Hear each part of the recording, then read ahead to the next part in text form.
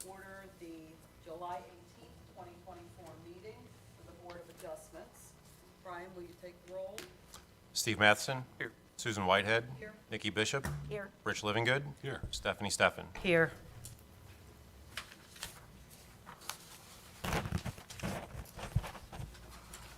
All right, we have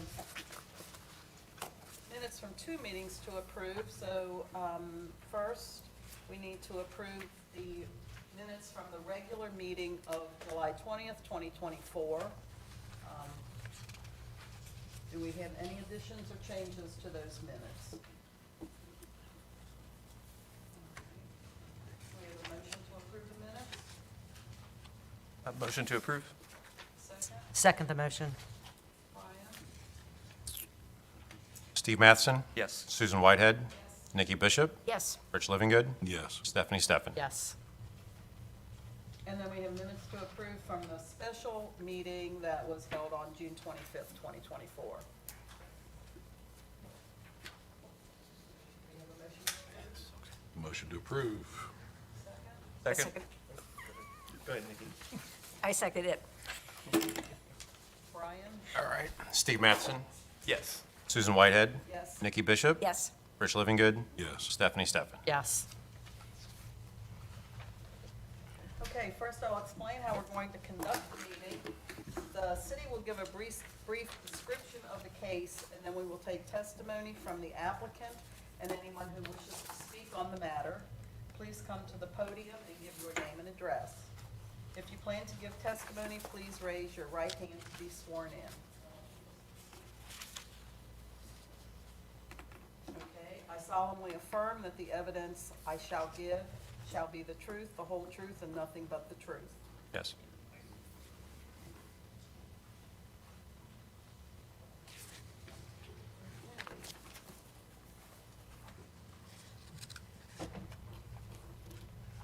Our first case for this evening is BA 2415. The applicant is requesting a conditional use permit in the Central Business District to allow the hotel development of the World Peace Bell site located at the southeast corner of 4th and York Street. This is requested by North Shore Design. Brian, would you like to give us an overview? Sure. Just as a matter of course of business, anyone in attendance tonight in the audience, either for or against any of the projects or applications in front of the board, has a right to give testimony, present evidence, and cross-examine witnesses. With that, BA 24-15, so this is a conditional use permit application to construct a dual flag hotel on what is commonly known as the World Peace Bell site. I assume the board has received my staff report on this. While I don't do staff reports on all of the cases in front of the board, the two tonight are a little bit more complex, so I felt it was necessary to give a explanation to the background and how we are where we're at today. As part of this, a portion of the uniqueness of the project is that this is not the hotel side, but the parking garage that's located on this this lot is part of a public-private partnership between the City of Newport and Mr. Pan. In that the parking garage will suffice the need for any of the parking requirements for the hotel and subsequent future developments, and also subsidize the downtown parking needs, which we all know are very difficult to deal with at times. So the project in and of itself, it consists of a 7-story, approximately 130,000 square foot building with currently as designed, 209 rooms. Between those two flags, there is a small portion of an office for South Bank Partners indicated on the plans.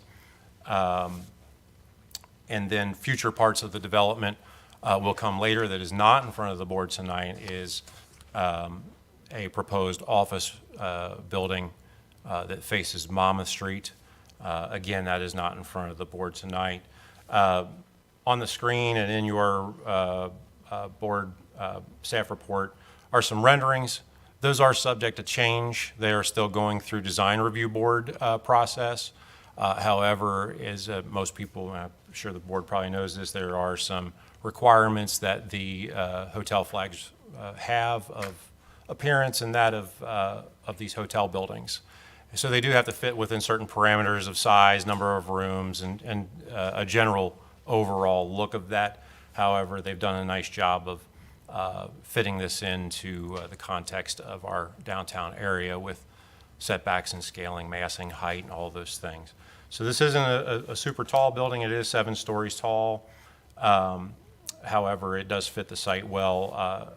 As I'm sure probably most of you have seen, the World Peace Bell is intended to be moved. That is a longer range project that's not related to this, that will relocate the bell to a different location in the city, along with the monuments that are, or memorials that are on that site as well. Again, this is a mixed use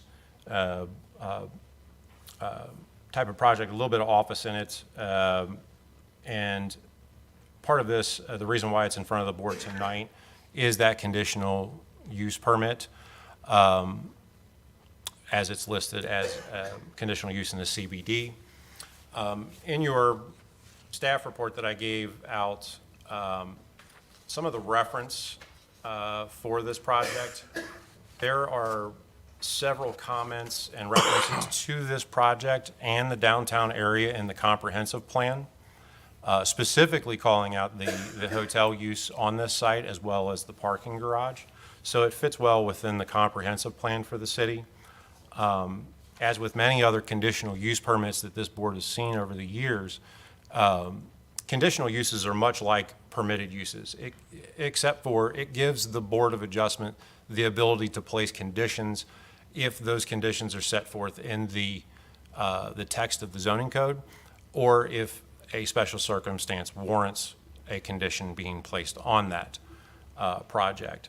So the staff recommendation is to approve this project as presented tonight.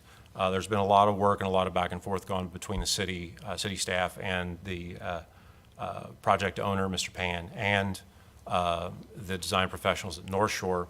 I did give recommended findings at the end of the staff report, and one suggested condition being that the project will be subject to the development plan review process contained in section 919 of the city zoning code and reviewed by the design review board, which is a matter of course of business, they would anyways, but I thought it necessary to insert that language as well. With that, that's all I have as far as the city presentation. If anybody has any questions. No questions for me.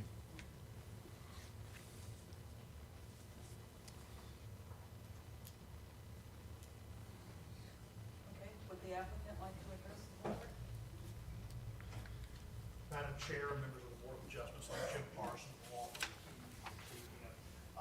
we agree with the staff report. We have no objections to that. We would recommend approval of the conditional use permit. I'm just going to give a little history. If you want the applicant to provide more information, we can, but we don't anticipate doing that unless we're responding to questions at this point. I think everything in the staff report is pretty clear. Just a little history here. This hotel project has been something that the developer of the project, Ms. Sean Pan, has been working with the city for the past probably 4 years. In fact, the site is actually part of a TIF application that the city submitted to the state. And so there's TIF incentives that are on this that are tied to the hotel project. Even the hotel itself, what reason this has been delayed so long in getting done is because of how to finance the parking structure, quite frankly. And so now the agreement with the World Peace Hub developers, the city will actually do the financing of the garage. The garage will actually be built oversized, so it'll be more than the hotel or even the office needs on that site. And the whole purpose is to provide additional parking on site. But the critical part of the financing of the garage is that the hotel has agreed to pay a certain amount for parking, as well as where in the development agreement with the city is a surcharge that the developers of the hotel have agreed to pay, and would pay additional income to the city to cover that. So quite frankly, the garage doesn't work unless the hotel's there, only because you can't build, the city simply cannot finance the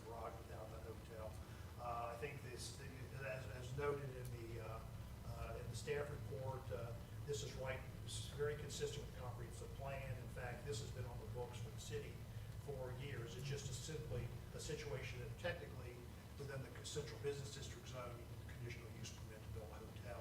But there's been a plan, even in the city's zoning comp plan, and everything else, to build a hotel on the site for years. The hotel will be 2 flags here. In addition to that, we're still working with the developer on how to handle the office site that's supposed to be on the frontage. The fact that we're able to move the site of the hotel to now include the corner where the World Peace Bell sits allows better design for the office development along the plan for Office Street. Right now, the plan is, assuming we get the approval of conditional use permit, we're planning on moving on closing on the hotel financing by the middle of August. And so the project is moving forward very well. We anticipate moving forward with this bonds being issued by the city for the garage sometime in September, so that the garage will be open before the hotel is open. We'll be glad to answer any other questions you have, but that's a little bit overview that you may not understand how this all works together. Well, that was a question I had. Would the garage be finished before or at the same time as the hotel? And you've answered that. Yes, it's going to be, the hotel can't open without the garage being there, so they work together. So are there dedicated spots then for the garage? Yes, For in the, this case, for the hotel if you- patrons, there's dedicated spots? no, we don't anticipate that. It's not 1-for-1? It's not, there's enough parking in the garage to allow for the parking for the hotel, but we can't dedicate Okay. space specifically, because if you do that, then you lose some tax exempt. The bonds themselves for the garage are going to be finance tax exempt, so there's limits of how many dedicated spaces you can have in a public garage. And so it's available for the garage, there'll be plenty of space. In fact, quite frankly, the timing of the hotel use is at night, but during the day, there'll be ample space available for other users in the area, like even the courthouse and things like that. So it's a really good, very good type of use. Office use needs the parking during the day, hotel doesn't. But at night, then the office use doesn't need the space, but then the hotel does. So it's going to be very accommodating.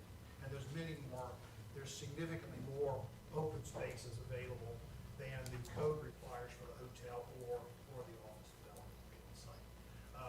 Right now, there's a plat that's being executed, that's in the city's office now, ready to be executed, that will divide that site into 3 building lots. The hotel lot, the office lot, and then there'll be a separate site specifically dedicated to the garage.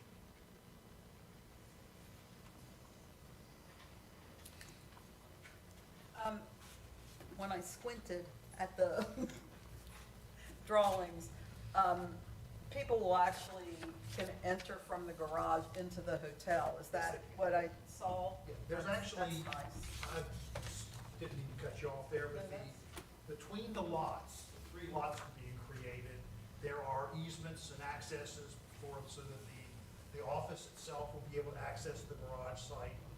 And in addition to that, there'll be access from the hotel to the garage and vice versa. There's also going to be access where you don't have to, you can use the garage without going to either the hotel or the office development. But there are there's easements created on the plat that would allow that access to the sites. You may have to squint the plat. I have to squint more than I used to. I guess this is a city question. Do we expect that some of the metered parking on 4th Street will still be available between Monmouth and York, or is that still to be determined? I think some of that is still in discussion as to how that's going to work out, and some of that is kind of up in the air based on KYTC and some of their requirements for ingress egress on the parking garage itself.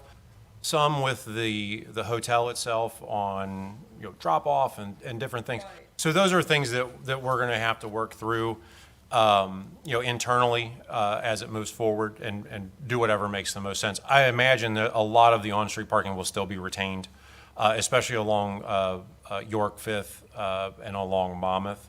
But there's such a surplus with the garage, and really the city's mindset behind this to get involved with this parking garage is that one is as you all know on this board, one of our biggest issues that we have are parking variances and parking complaints and those types of issues. On one side, it's a good problem to have, right? Because it means you have interest in your downtown community.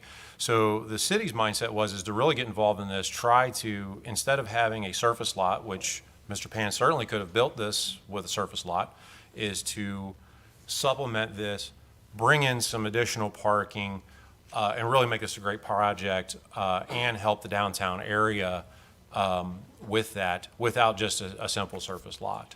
And I think to echo some of Jim's comments as well, because Mr. Pan had showed us very early on in this process statistics from the hotel industry about when their hotel would require the use of those spaces.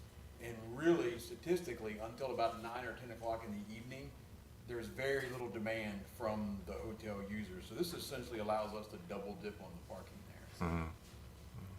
It's very complementary uses for everything working together. It allows the additional parking that the city needs in those critical times. In fact, for the adjacent businesses across the street that are really, needing this. Right. Because they don't have any really dedicated. They're parking. losing their surface lot That's now, right. yeah, so he's accommodating with some lots down the way. And we had heard from some of those business owners and some of the apartment complexes that had been utilizing that lot. When they first heard that the hotel was coming along, and there was a panic of, what do we do? You're going to put me out of business. And some of those temporary parking lots were to help mitigate that. And Mr. Pan's been great with helping through that process. I mean, heck, when we did those, he went out and striped the lots for us, for himself with his people. So it's been a really great working relationship with him and everybody involved in this project. And the whole point is really to try to prevent from harm happening to any of those businesses or the residents that are down there. The syndicate's very sensitive to the parking concerns that are down there, and we had long conversations with her as well. I know Mr. Pan did as well. So it really is, like Jim said, it's a very complimentary project to the hotel. Long-term, is I even put this in the staff report, it does fill that gap in the street between the riverfront and the levee and downtown, which we've known forever has been a huge concern for everyone. It does create that visual break for people walking along Mama Street. This will be much more inviting for the public to go that way. So.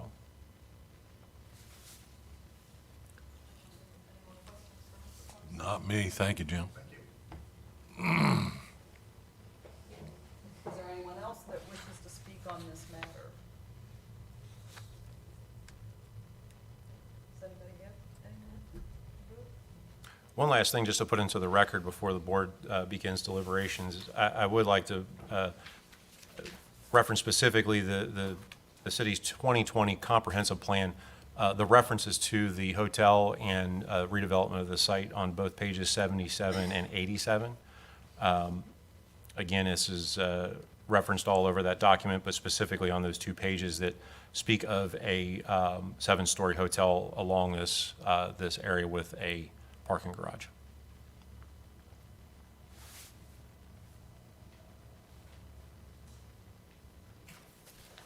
Anyone ready to make a motion? I'd be happy to make a motion. Well, can you have your considerations to read into the motion, Brian's motion, or? So that is on page 5 under recommended findings.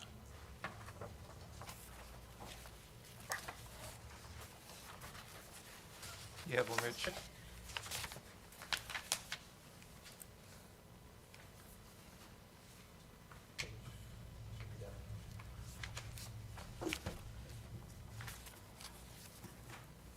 Conditions, I think.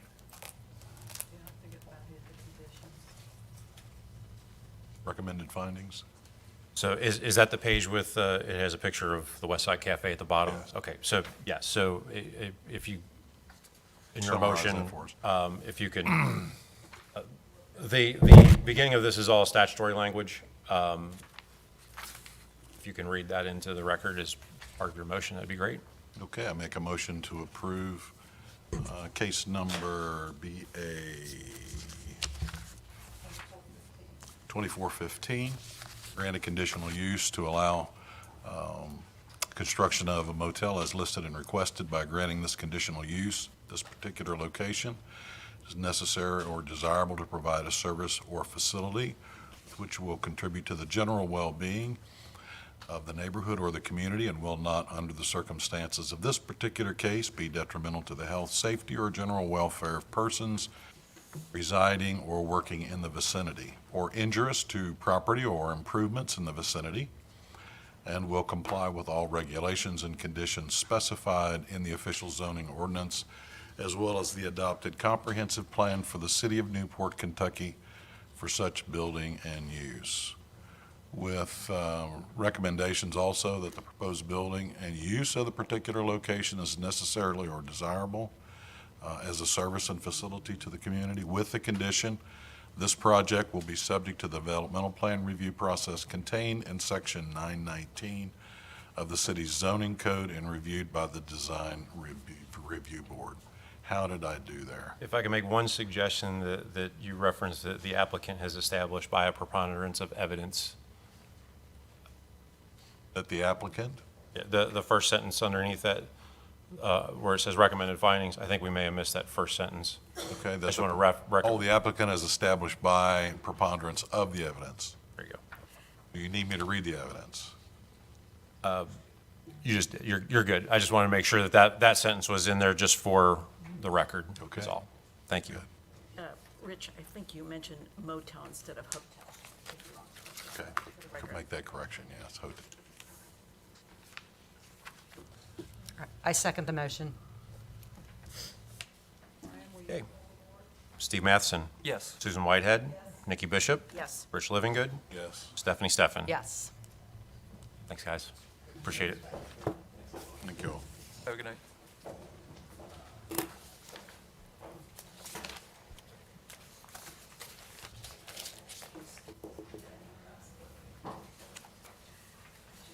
Steve.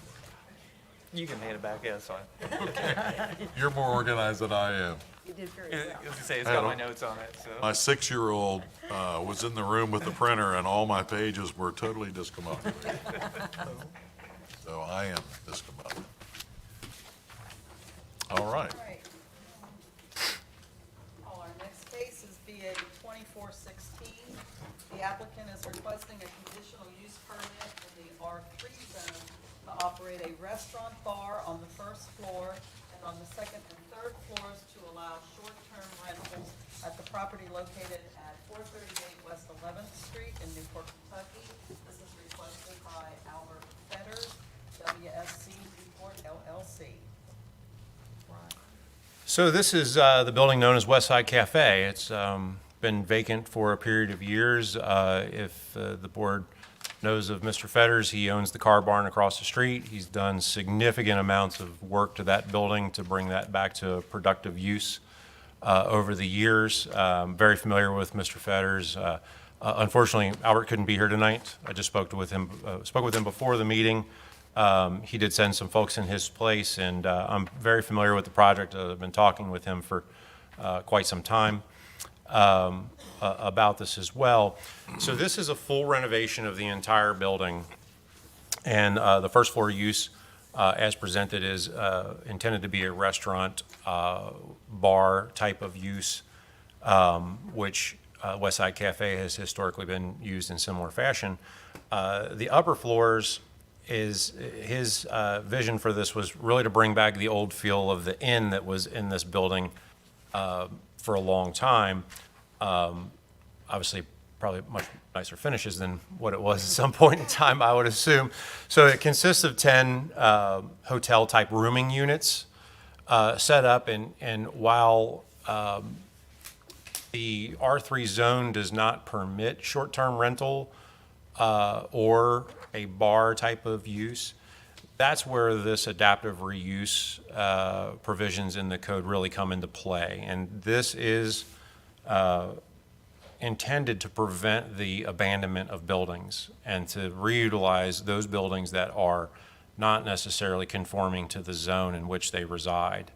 And recently, in the past year, we had revised that section of the code due to some legal scrutiny of that particular section under adaptive reuse. So this looks a little different than what's in your zoning code that you all have access to, as our online version has not been updated yet. That's typically done once a year. So I did insert that that revised language into your staff report. Mainly the issue with that is that we inserted the adaptive reuse provisions into the permitted use charts throughout the city. So that does create, it identifies it as an actual use instead of a provision that could be applied. So again, that's attempted to make it more resilient to legal challenge. So a lot of the conditions in the language is the same as what has been before this board before. Some of the language was tightened up in the underlying sections of that in your staff report there. But the issue remains the same. It's to prevent the abandonment of these buildings that in the R3, this would not be permitted to be built now. So while technically non-conforming, we look at these things in this manner. One of the things that will undoubtedly come up tonight is parking. Mr. Fetters has gone to great expense and great lengths to acquire as much parking as possible for his uses of his buildings. So on the last page of your staff report there, I starred a map there with property that is currently owned by Mr. Fetters that contains surface parking lots on that. While I don't have an exact number of spaces that are available, some of this has been used historically for the bus barn and the event spaces that are there. However, those are few and far between. So those are available for the use of this building. There is a parking lot attached to this directly to the rear of the building as well, which would be more used for daily type of use. So any sort of, I know in talking to Mr. Fetters, if they have people coming to stay in the inn, let's call it, they could accommodate those folks and then help them shuttle them back and forth with their cars to one of his lots directly in the adjacent area. This renovation of this project will undoubtedly be a large undertaking, as the building codes have significantly changed since the time that this was built. Case in point with this building, in any fashion, a residential use on the upper floors would require a sprinkler system to be installed in the building. Those are very costly now. Along with that would be an alarm system, which are also costly projects. So also, Mr. Fetters has indicated that this is going to be a historic renovation. This is not going to be he's going to make sure that this fits within the area, abiding by the new Buena Vista Historic District guidelines. I believe he may be seeking historic tax credits for the project as well. I know he's been talking to staff about how this is going to look and appear. Building's got a long storied history, and this is really an effort to bring that back. From staff's perspective, we have no objection to the renovation of the building and the uses that he's suggesting.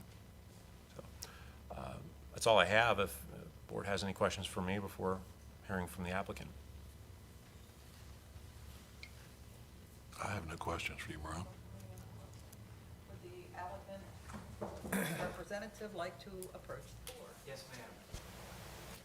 My name is Kevin Fazell, an attorney with Corey's and Bassett.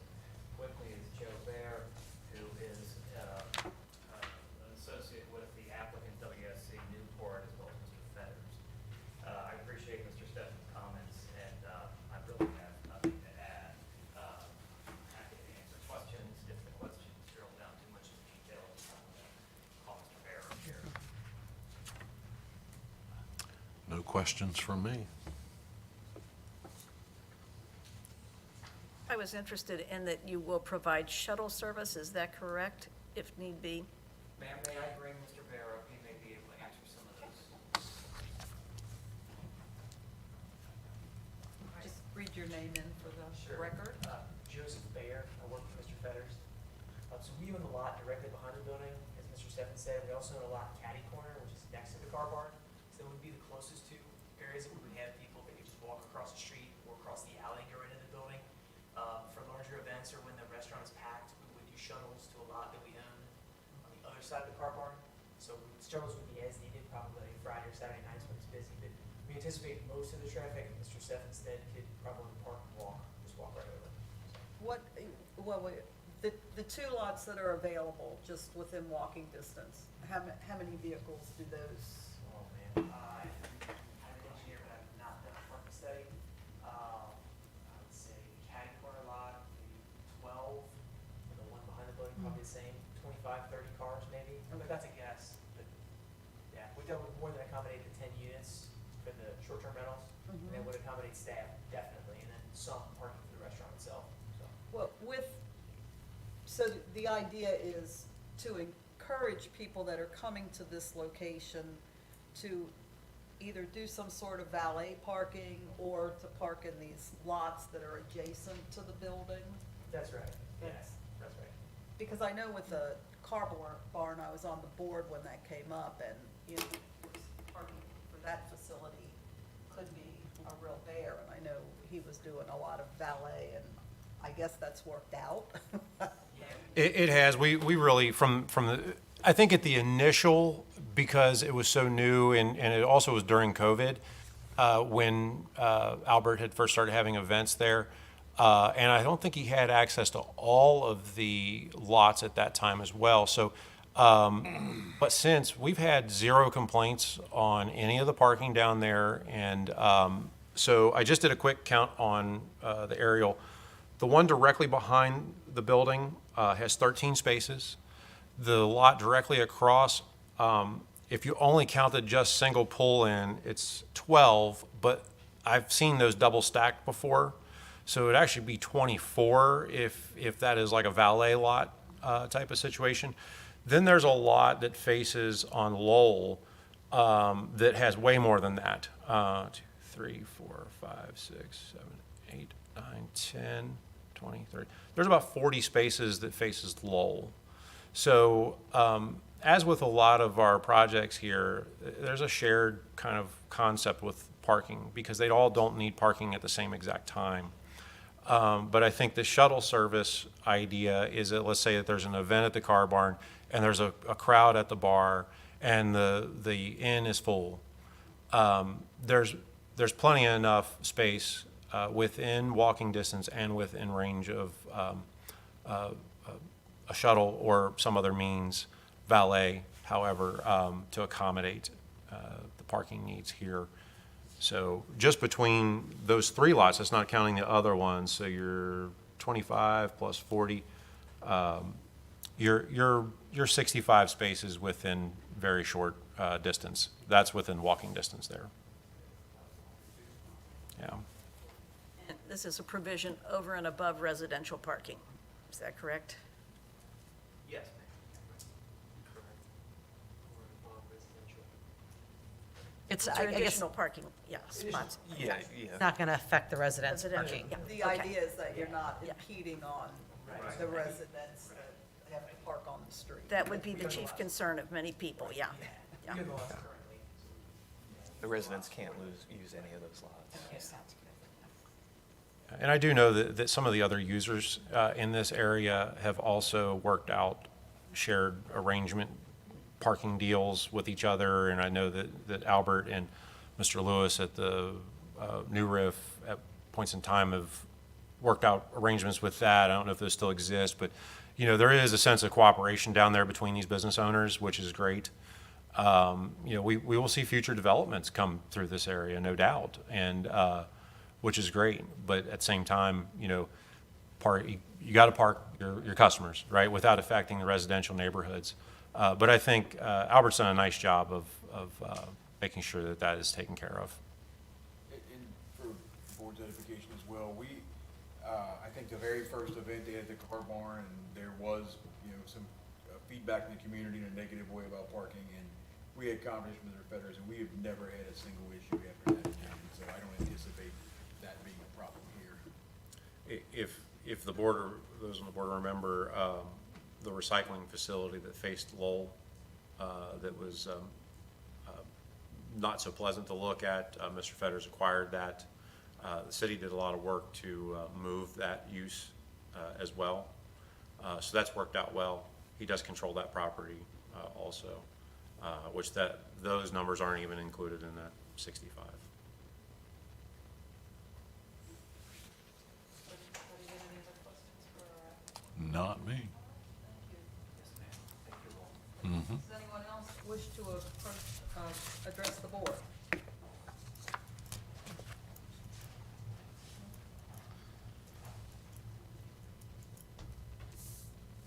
right, no. What's the board think? Make a motion to approve. I think it's Are you ready for me to receive? beautiful building that's gonna not be so beautiful soon, if it doesn't get taken care of. Yeah, it's absolutely at that point where it needs a lot of love. So, It does. and I But think, find somebody that loves it. exactly. So, Rich, on that last page there, under recommended findings, again, conditional use, permit application, please, when you do so, reference, the adaptive reuse of the building, just to reference that section of the code. But, so that would be the first heading underneath for approval. If I could get you to read that into the record. Okay. I make a motion to approve case number BA 2416 to grant a conditional use to allow renovation of this property. By granting this conditional use at this particular location, it's necessary or desirable to provide a service or facility which will contribute to the general well-being of the neighborhood or the community and will not, under the circumstances of this particular case, be detrimental to the health, safety, or general welfare of persons residing or working in the vicinity or injurious to property or improvements in the vicinity, and will comply with any regulations and conditions specified in the city official zoning ordinance, as well as the adopted comprehensive plan for the city of Newport, Kentucky for such a building, and also referencing also the approved adaptive use of the building as specified in the city report. And this applicant has established the preponderance of the evidence as listed and read previously.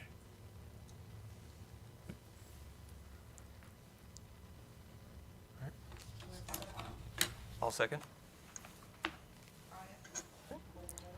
Steve Matheson? Yes. Susan Whitehead? Yes. Nikki Bishop? Yes. Rich Livingood? Yes. Stephanie Steffen? Yes. Appreciate it. Thanks.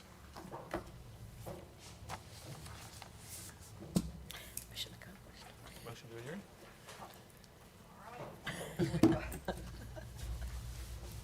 I'll go ahead and motion to adjourn. Make a motion. Second the motion. Brian? All right. Steve Matheson? Yes. Susan Whitehead? Yes. Nikki Bishop? Yes. Rich Livingood? Yes. Stephanie Steffen? Yes. All right. All righty then. My husband's father hung out at that bar. Now we just need, that house across the street, the three-family across the street to get jazzed up a little bit. You know, when you come into the entry point, you want to see. Steve, you want this back? And the building's cool, but Oh, it's just so sitting there cool. dying.